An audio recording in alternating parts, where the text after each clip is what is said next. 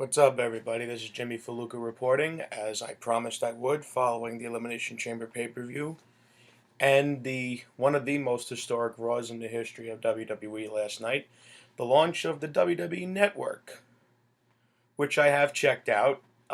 Works a hell of a lot better on laptops and than it does on the PlayStation or the iPad. So I think until they work the bugs out, I'm going to be sticking with the Mac. Um, I missed the first match of the Elimination Chamber, which was Biggie Langston against Jack Swagger, because I was just leaving from work to meet up with my crew.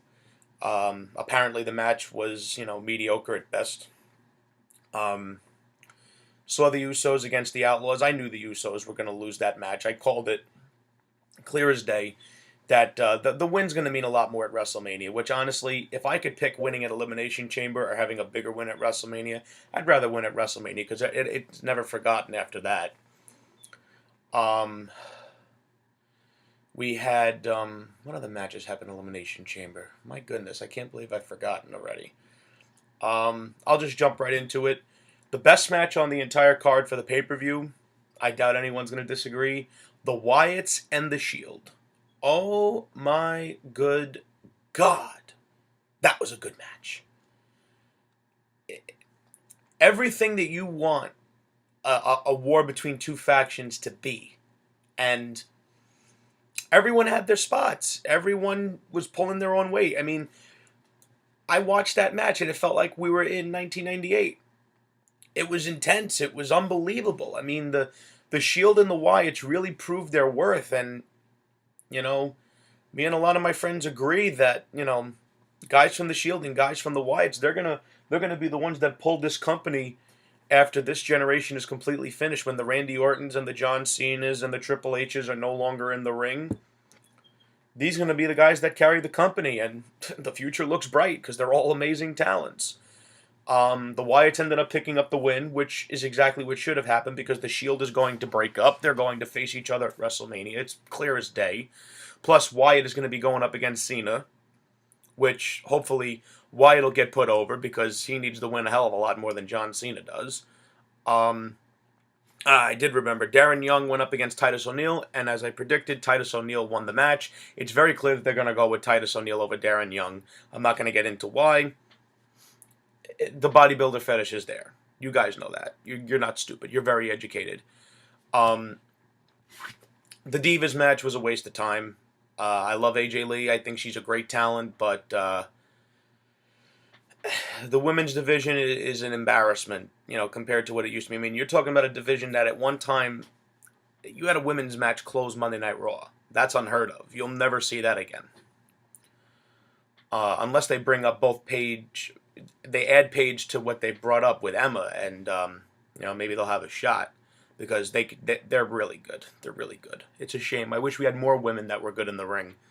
Then we get to the main event, which I admitted was not a bad chamber match whatsoever. It was better than the last few ones that they had. It was very intense. That's what was about this pay-per-view that I liked. It was intense.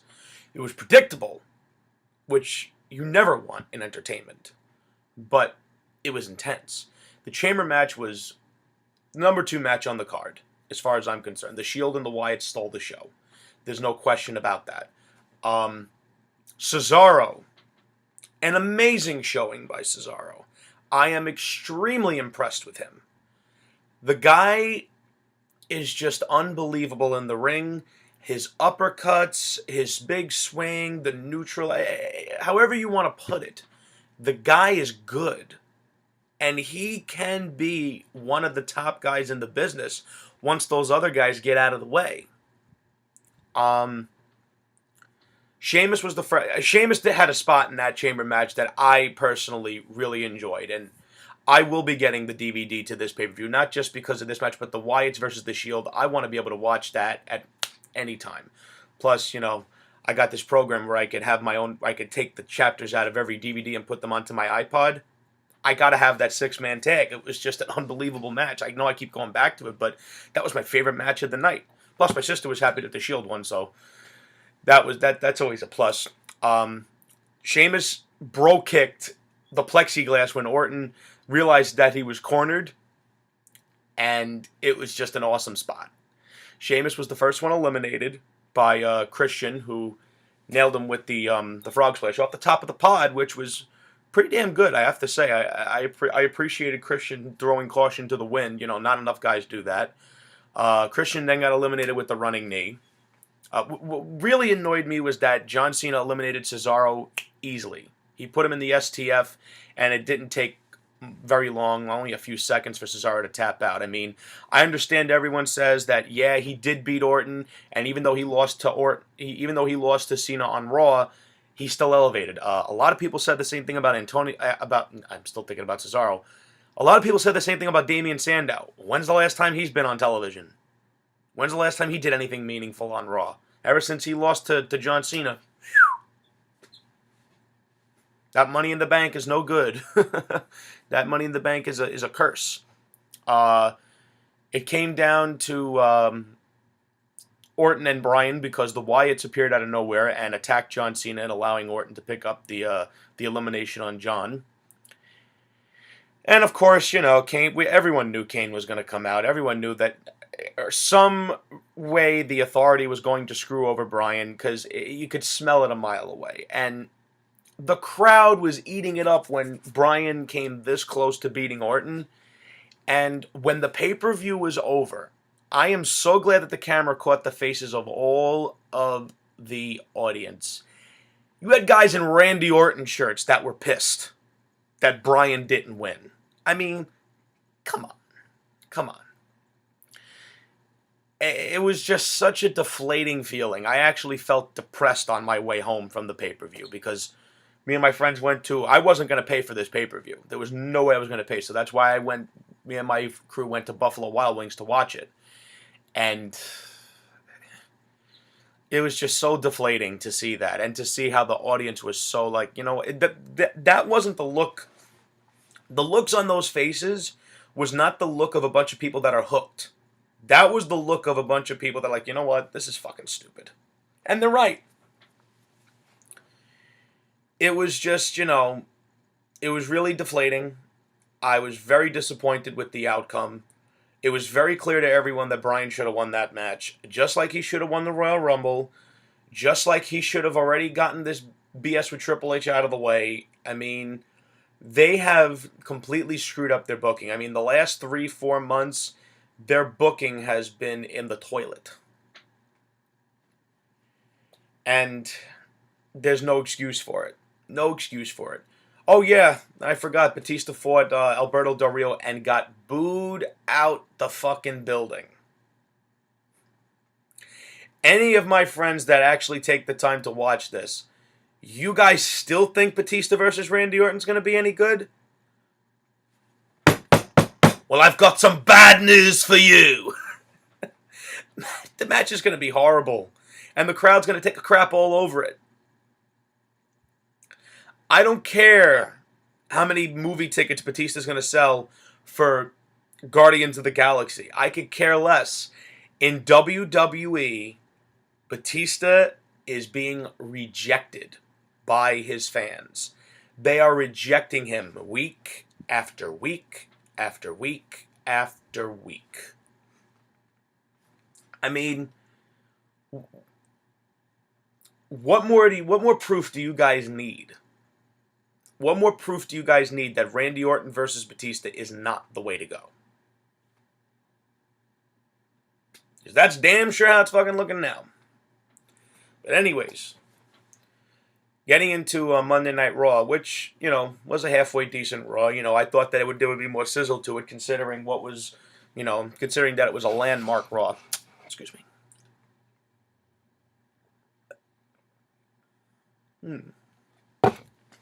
Sorry about that.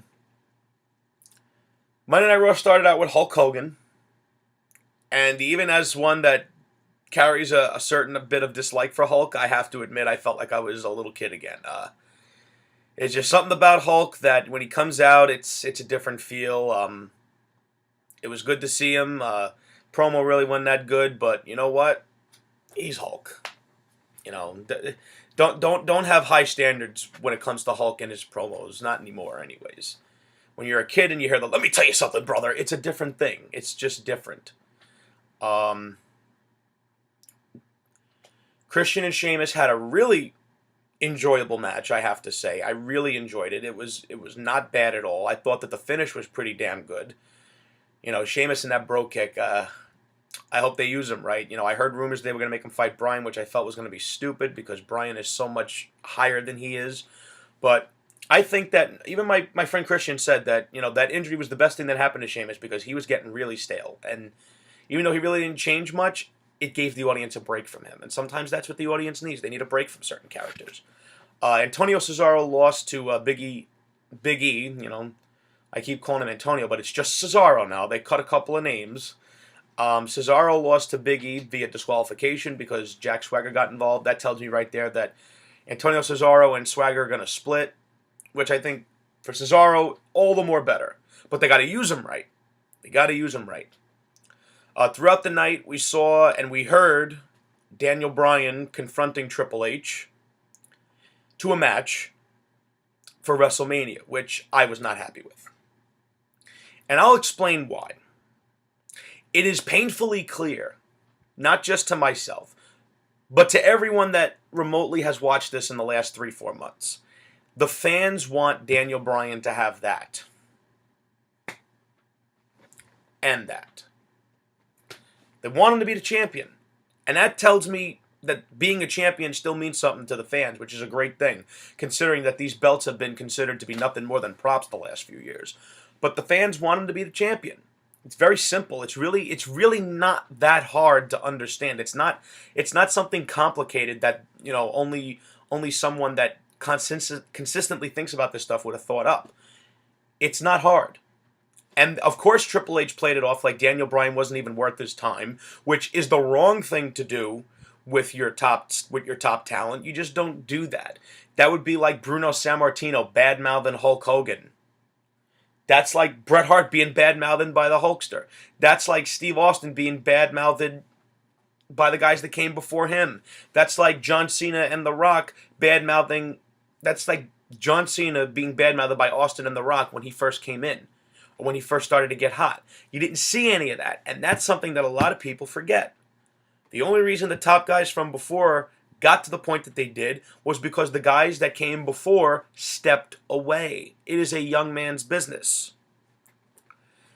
Daniel Bryan had a decent match with Kane, considering Kane's age and considering his work rate. How many great matches does the guy really have left in him? I would say at least 1 or 2, but last night wasn't one of them. But Bryan did beat Kane, and I was invested into the match because Daniel Bryan was out there. Just got this new shirt. And it's not even from WWE.com. It's from a completely different website. And actually, it came with a sticker. It's called Redbubble.com. If you want cool wrestling shirts, guys, Redbubble.com. It's got a lot of cool wrestling shirts on there. They even got some stupid-ass ones like Ryback Rules Twitter. I'm sorry. As much as I don't like Ryback, I find that shit funny. But back to the match. Daniel Bryan beat Kane with the running knee, as he should have, and then cut a promo on how Triple H is a coward and how he doesn't care about the fans and that Daniel Bryan wants to fight Triple H at WrestleMania. Bryan was telling the truth as far as Triple H not caring about the fans, because if he cared about the fans, he would just give them what they want, which is Bryan as the champion. And they're not going to do that.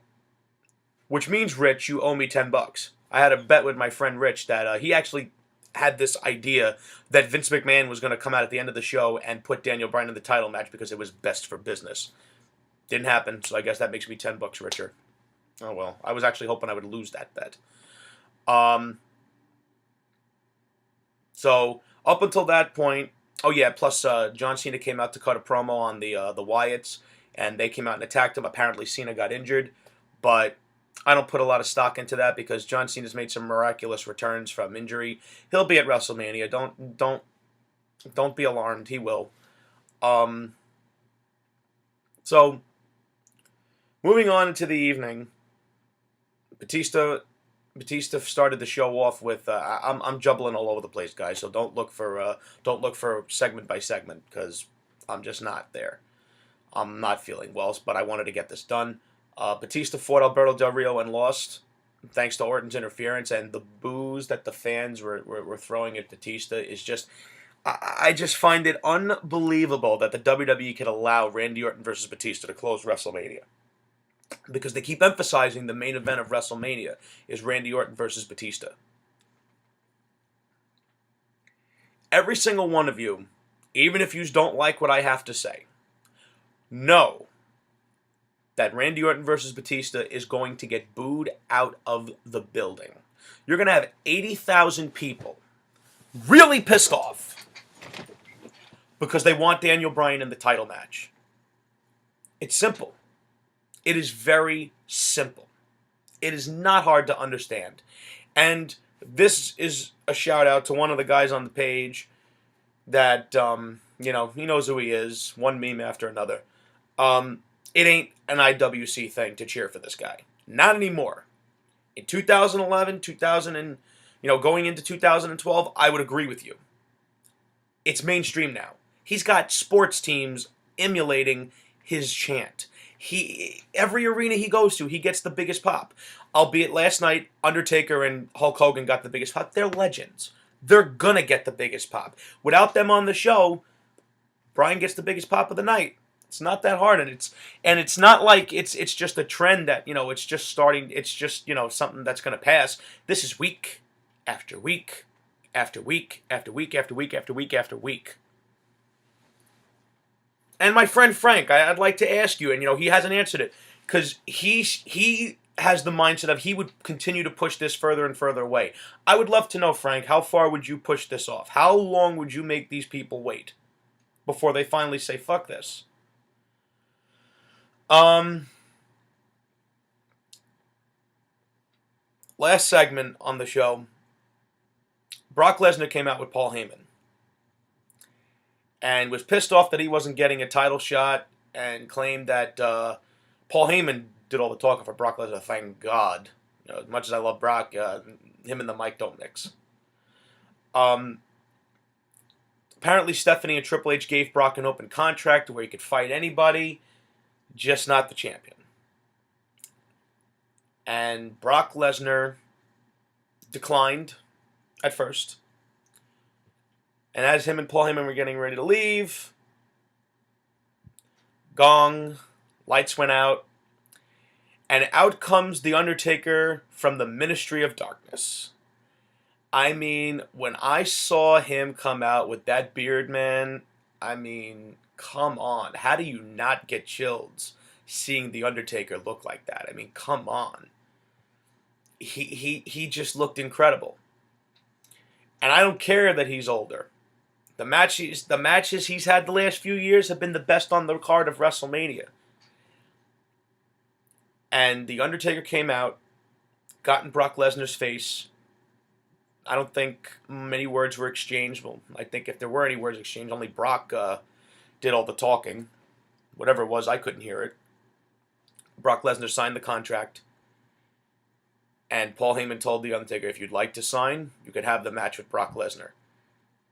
Brock was beating on the table to tell Taker to sign it.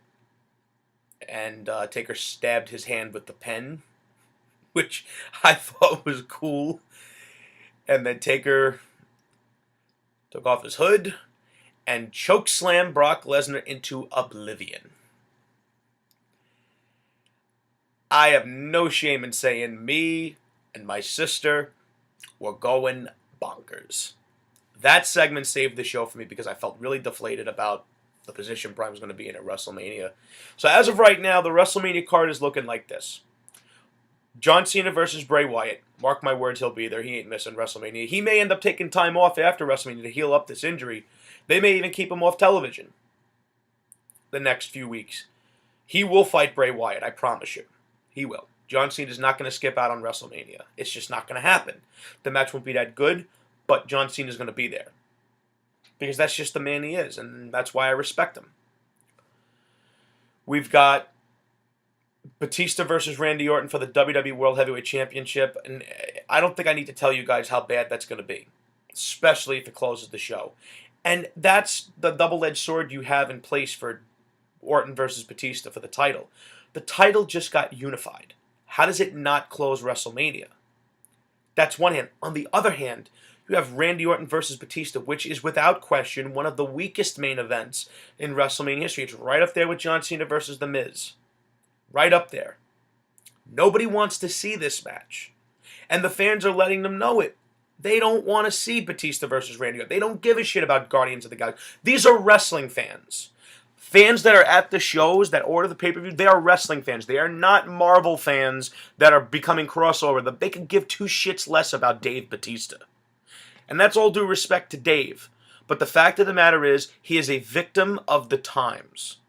He is in someone else's spot that he doesn't belong in. And the fans aren't accepting it. They're not. You have The Undertaker versus Brock Lesnar, which it's a potential show stealer. Just like all of Taker's matches from WrestleMania since 23 in 2007, where he actually faced Batista and beat him. And we got Daniel Bryan versus Triple H. Now I want to get into that. A few months ago, this match would have been relevant when it was still a fresh storyline. But then he got into his altercations with the Wyatts, and it was just kind of left to the side. And I honestly think that they're doing this match just to pacify the fans because they don't want Bryan to be the champion.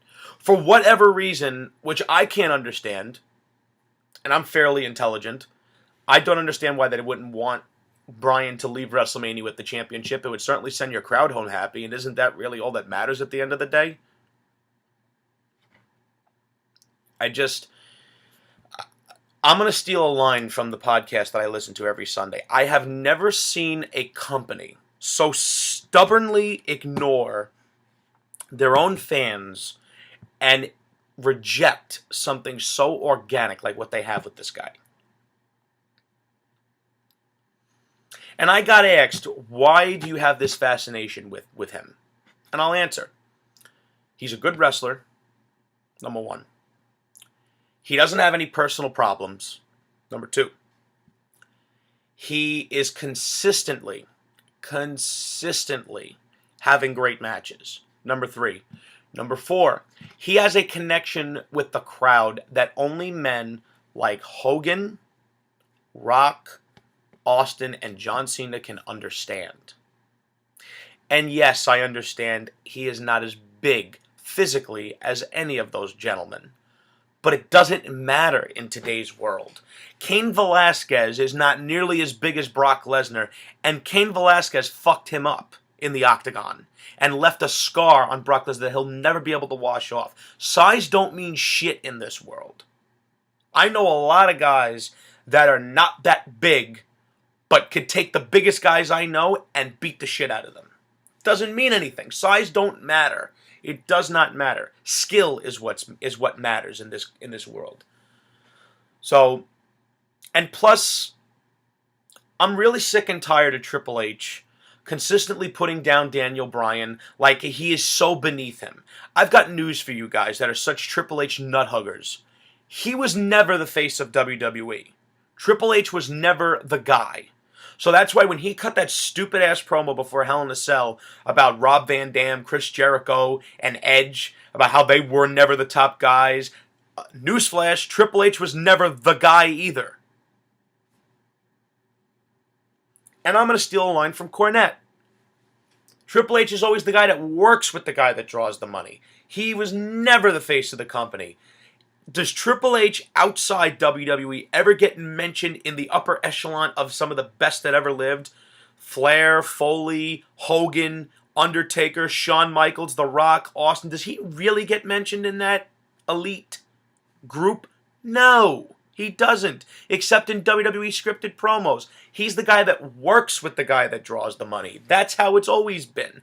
Triple H was never the face of the company, so that's why I'm sitting here scratching my head like, how the hell could you say he can't when Daniel Bryan is hotter than you ever were? And that's a fact. Daniel Bryan is so hot right now, nobody should be able to touch him. When Austin was this hot, he very rarely lost. And he should be booked the same way. It's really not that hard to book pro wrestling. It's a scripted show. It's not hard to book it. It is not hard to write storylines for it. I think any of us in our crew could do a better job. Even some of the most hard-headed guys that I know could write a better WWE Raw than the Hollywood writers they have. That's just it. My friend Rob Constantino seems to think that there's still a chance that Punk is going to come back. I don't see that happening. I think Punk is gone. I don't think he wants anything to do with the company. Because the fact of the matter is, and you guys can say whatever you want, I agree with him. Their creative direction is so far up their ass, it's ridiculous. Batista versus Randy Orton, like Frank has always said, they have a lot of things planned out for months. They knew they were going to do Randy Orton versus Batista. And the fact of the matter is, forgive me for that, it's not just the interweb fans that don't want to see it. It's the casual viewers. They don't want to see Batista versus Randy Orton. They care enough to boo someone that was booked as a babyface. And it's a very difficult situation between Daniel Bryan and Batista, because when you have a guy that's very over and a guy that's not, and the guy that isn't is getting pushed, you're going to have problems. You're going to have big problems. And that speaks to how delusional that company is. And I don't want to hear anyone say, oh, you're still going to watch. I should be able to watch and get what I want. Especially considering that what I want is what the masses wants. I'm with the majority. You guys are in the minority that think it's okay for Batista and Randy Orton to close WrestleMania. Or for Triple H and Daniel Bryan to have their match. Don't mean anything. Because we all know Triple H is not going to job to Daniel Bryan. There's no way he will. Triple H has too big of an ego to do the job for Daniel Bryan. And that's clear to everybody. He has too big of an ego. He ain't going to put him over properly. It ain't going to happen. I have a case of, I'll believe it when I see it. I'll play, like my friend Louis said, I'll play Doubting Thomas here. I will believe it when I see it. And I'm sure a bunch of you are like, oh, wait till SummerSlam this year. Bryan's going to get it back a year to the date that he got screwed. Oh, come on. How far you guys want to push this along? In the wrestling business, at the end of the day, you have to give the fans what they want. Because they're not going to wait forever. They're not going to. Not in the era of the network, not in the era of continual streaming, not in the era of where people have short attention spans. Not everyone in the crowd is like all of us that understand that eventually he'll get it. I just don't think he's going to get it soon enough to where the fans are going to care. I think it'll be just like Goldberg in 2003. When he was in the chamber match, it was clear he was the most over guy. They didn't do it. And then when he won it at Unforgiven, no one gave a shit.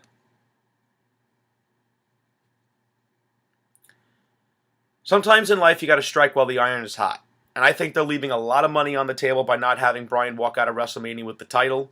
It is very clear that that's not going to happen. They are going with Batista versus Randy Orton. Bryan didn't interact with either one of them, and that tells me that he's not even in the picture, which is sad because it was so clear. It's like the WWE crowd actually told the company, this is what we want, please, and the WWE slapped them in the face. The only hope I have for WrestleMania to not be a complete disappointment for me personally is if Daniel Bryan gets the victory over Triple H and finally shuts him up. If The Undertaker goes 22-0 and defeats Brock Lesnar, and if that match between Batista and Randy Orton gets booed out the building to where they cannot ignore it. If those three things happen at WrestleMania, I will be satisfied. But all three got to happen. Sorry, I have standards when it comes to wrestling. Most of you don't. I have standards when it comes to professional wrestling. You want to have no standards? Fine. That's your business. What do you think I don't watch the New York Mets anymore? Because they suck. I don't waste my time watching them. Why do you think I stopped watching the Giants after 6-7 games of last season? Because I knew they weren't going to go nowhere. I wasn't going to waste my time. There's still a chance that Daniel Bryan can go somewhere and become the champion he should be. And that's why I stick around, because I want him to be the champion. And I don't think the fact that people are wired to watch it should be a good enough reason for them to not do it. That's just disrespecting your audience. And I think your audience should be rewarded for being loyal, especially when they have so much competition out there with all the other sports, because whether they admit it or not, every other sport is a competition for them. Any show that is going to take money out of their pockets and viewers away from their television is competition. And I think any businessman will agree with that. All in all, the last 48 hours in wrestling was interesting, deflating, and at the same time exciting, I guess. I will do my next video 2 or 3 days before WrestleMania. I've got a lot of things going on. I'll be active on all the pages I'm part of. And hopefully in the next few weeks we'll have a clear-cut card of what we're going to get. And I'm expecting my friend Rob Constantino to turn around and tell me exactly what I told him to say, because we had an agreement that if Daniel Bryan did not walk out of WrestleMania with the titles, that he would turn around and say they're fucking idiots. And he will, because it is very clear what they're doing. It's very clear what they're doing. And the fact is, they deserve what they get. They deserve exactly what they get. And the fact is, they have no one to blame but themselves. When Randy Orton and Batista closes WrestleMania, you guys are going to see something spectacular. And it's going to be the biggest rejection to a WrestleMania main event in history. This is the era of the fans, guys. I hate to tell you. You guys think that your opinions don't mean anything? You're wrong. Your opinion does mean something. The only time your opinion means nothing is when you don't let it be heard. I'll see you guys at WrestleMania.